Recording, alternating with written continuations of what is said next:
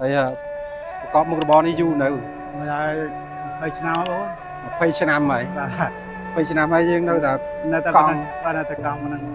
អត់អាចឡើងទៅម៉ូតូបានឡើងទៅរួចបាទទោះសួរបងប្អូនទាំងអស់គ្នាដែលកំពុងតែតាមដានเพจជួយគ្នាថ្ងៃនេះเพจជួយគ្នាមានបេសកកម្មមួយដែលមានឈ្មោះថាបេសកកម្មជួយគ្នាបាទបច្ចុប្បន្ននេះយើងចង់និយាយថាប្រទេសយើងកំពុងតែអភិវឌ្ឍអញ្ចឹងហើយមនុស្សទាំងអស់គ្នាកំពុងតែខំប្រឹងប្រែងដើម្បីជីវភាពហើយធម្មតាជីវភាពនៅលើពិភពលោកយើងនេះយើងតែងតែមានអ្នកក្រអ្នកវណ្ណៈទាបហើយពេលនេះយើងកំពុងតែឈរនៅកម្ដៅថ្ងៃម៉ោង2បាទមនុស្សទាំងអស់គ្នាកំពុងតែទៅមកដើម្បីប្រឹងប្រែងដើម្បីជីវភាពទៅធ្វើការហើយអ្នកខ្លះកំពុងតែធ្វើការនៅកន្លែងសិនជាអ្នកខ្លះកំពុងតែធ្វើការនៅខាងក្រៅហើយអ្នកខ្លះកំពុងតែធ្វើការដោយកម្លាំងយាឈាមហើយដើរដោយជិះកង់អញ្ចឹងគោលដៅយើងអានេះគឺរកអ្នកជិះកង់ទៅធ្វើការអញ្ចឹងរងចាំតាមដានអរគ្នាបាទសូមអរគុណ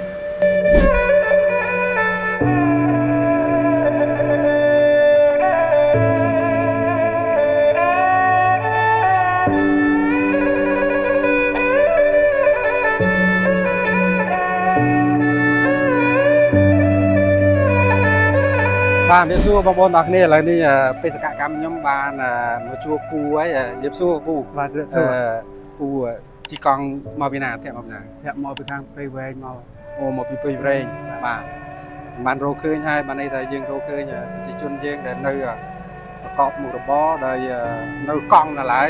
យហើយគាត់មកតាំងពីព្រៃវែងហើយលួយគេពួកនេះនំបំពងហ្នឹងមិនមែនមកពីនំបំពងអ្នកព្រៃវែងណាក៏មិនមកពីខាងនោះដែរបងមកខាងព្រៃវែងបាទបានន័យថាជាមហូបប្រពៃណីរបស់អ្នកព្រៃវែងបាទតោះអានេះដែរណាបាទដូចគ្នាបងបាទដូចគ្នាហើយប្រកបមុខរបរនេះយូរនៅមិនហើយ20ឆ្នាំបង20ឆ្នាំហើយបាទ20ឆ្នាំហើយយើងនៅតែកង់បាទនៅតែកង់ប៉ុណ្ណឹងបងអត់អាចឡើងទៅម៉ូតូបានឡើងទៅរួចនិយាយថាលក់អស់បានយើង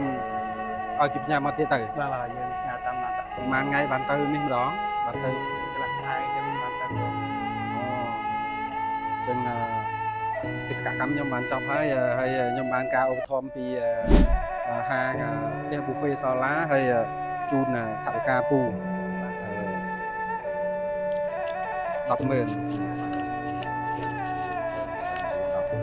បាទបងប្អូនឃើញហើយសង្វេគមែនតែនបងប្អូនគាត់ខំប្រកបមុខរបរនេះអស់រយៈពេល20ឆ្នាំហើយតែមិនបានចំណេញអីជាដុំកំពួនទេរហូតមកដល់ពេលនេះគាត់នៅតែប្រើមធ្យោបាយជិះកង់ដឹកអីវ៉ាន់យកមកលក់តាំងពីខេត្តព្រៃវែងបងប្អូនខ្ញុំគ្មានអ្វីទេសម្លេងរបស់ខ្ញុំនេះមានតែខំប្រឹងធ្វើដើម្បីទៅដល់សប្បុរសធម៌ជាពិសេសទៅដល់ទេវតាដាដីលោកជំទាវសុភា Bocher និងលោកអគ្គនាយកក្រុមហ៊ុន Bocherសង្ឃឹមថាលោកទាំងពីរឃើញហើយលោកទាំងពីរនឹងជួយគាត់ឲ្យគាត់បានមានមុខរបរល្អប្រសើរជាងនេះហើយក៏ដូចជាសប្បុរសធម៌ផ្សេងដែលចង់ជួយគាត់ឈ្មោះយាយិនទូរស័ព្ទ088 36